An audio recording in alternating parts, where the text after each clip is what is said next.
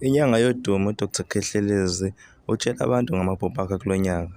Le nyanga-ke siyazi ukuthi ade trenda nje ey'nsukwini futhi ihlezi trenda.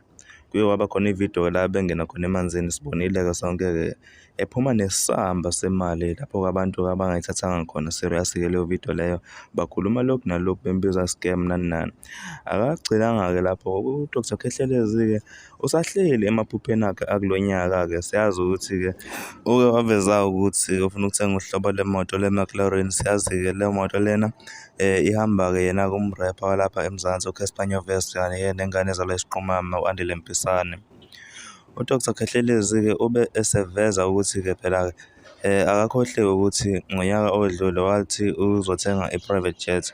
Nalokho futhi kusasemaphusheni akhe ukuthi athenge yona-ke i-private jet. I-private jet siyazi ukuthi ihamba yena-ke laphana u-DJ we-house, u-Black Coffee. Ya bakhona abanawo but kosaziwayo yena-ke ongathi waziwa ngayo-ke ukuthi une-private jet yena-ke u-Black Coffee. No-Dr Khehlelezi-ke akayibambezelanga-ke. Siyazi ukuthi umkhulu besabhizi ekhanda laphana isithabathaba Imzo lifestyle.